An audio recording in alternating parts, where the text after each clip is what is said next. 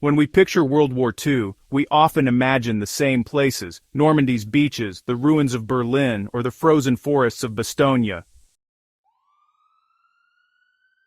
But hidden behind the famous headlines are cities where American soldiers fought just as fiercely, bled just as heavily, and yet were nearly forgotten by history.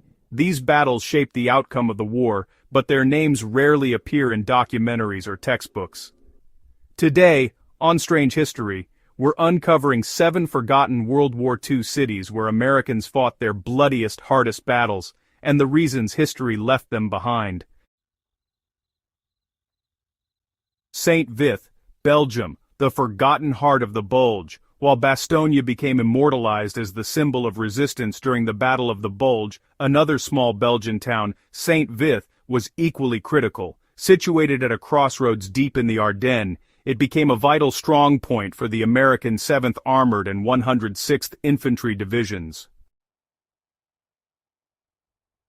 In December 1944, as German SS and Panzer forces launched their massive counterattack, St. Vith stood directly in their path. The Americans held the town for days, delaying Hitler's timetable and disrupting his goal of seizing Antwerp. The battle was brutal. Constant artillery, blizzards, and hand-to-hand fighting in freezing streets. Eventually, U.S. forces had to withdraw, but their stubborn defense bought crucial time for reinforcements to reach Bastogne. So why is St. Vith forgotten? Because Bastogne's band of brothers narrative overshadowed it. Yet without St. Vith's stand, Bastogne might have been crushed. Mortain, France, the battle that broke the counterattack. August 1944. The Allies were racing across France after breaking out of Normandy, until the Germans struck back at Mortain, a small town surrounded by hills and hedgerows. This was Operation Luttich, Hitler's desperate gamble to cut off the advancing Americans and reach the sea. The 30th Infantry Division, the Old Hickory Boys, suddenly found itself surrounded, holding Hill 314 under constant fire for nearly a week. Outnumbered and running low on ammunition, they fought off wave after wave of tanks and infantry, calling in airstrikes dangerously close to their own lines. When relief finally came, the German counterattack was shattered, ending any hope of reversing the Allied advance. On the far western tip of France lies Brest, a major port city that became a nightmare for United States forces in September 1944. Declared a Festung, or fortress by Hitler, Brest was defended by thousands of German troops, bunkers, and underground tunnels linked to massive U-boat pens. The American 2nd, 8th, and 29th Infantry Divisions spent weeks battling street by street, tunnel by tunnel, in one of the most grueling urban fights of the war. Flamethrowers, demolition teams, and tanks had to clear every block, often facing ambushes from hidden concrete positions. When the city finally fell, it was in ruins, and the port itself was so damaged it couldn't even be used. Many historians dismiss the fight as a cleanup operation, but for the soldiers who survived, Brest was one of the most vicious urban battles in Western Europe. By late 1944, General George S. Patton's Third Army had earned a reputation for speed. But when he reached Metz, that speed came to a grinding halt.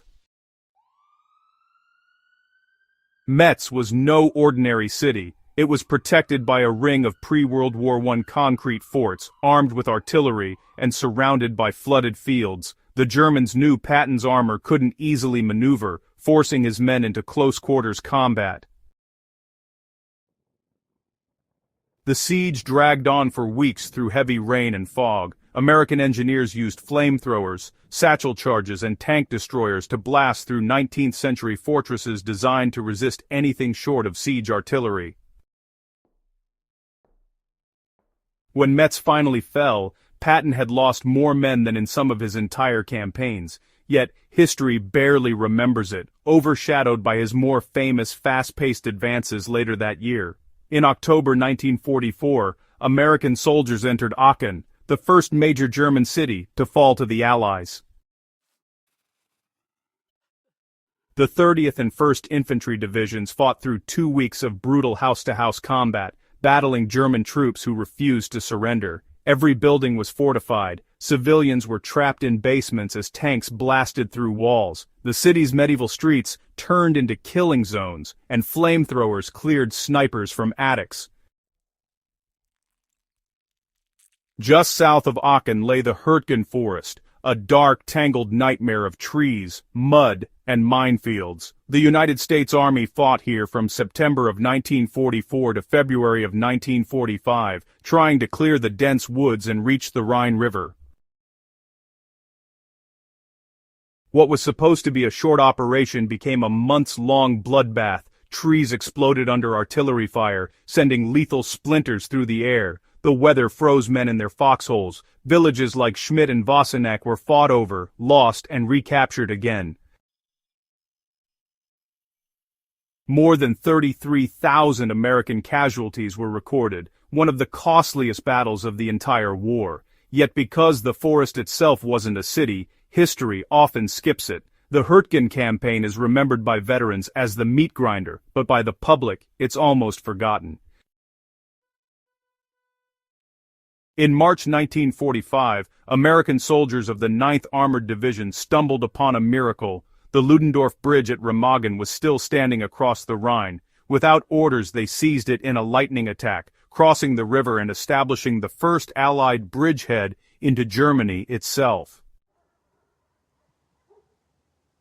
For 10 days, they fought bitterly to hold the bridge against artillery, airstrikes, and counterattacks. Most people remember the bridge at Remagen, but honestly, few realize the fierce street battles that took place in the city itself. Close combat, sniper fire, and tanks battling through rubble to secure the flanks. The bridge's collapse days later only deepened the legend, but the city's role was lost in its shadow. Each of these places, St. Vith, Mortain, Brest, Metz, Aachen, the Hurtgen Forest, and Remagen, was soaked in American blood, yet they faded from public memory because, well, history prefers simple stories, clear victories, famous generals, and iconic moments. But real war isn't simple. It's fought in places the world forgets: crossroads, forests, nameless streets. These lost battles reveal not just military strategy, but human endurance. Men who held their ground in snow, smoke, and silence, knowing no one might ever remember their names. So, the next time you think of World War II's greatest battles, look past Normandy and Bastogne, and remember the cities that history tried to bury, but whose ruins still whisper the story of courage, sacrifice, and survival.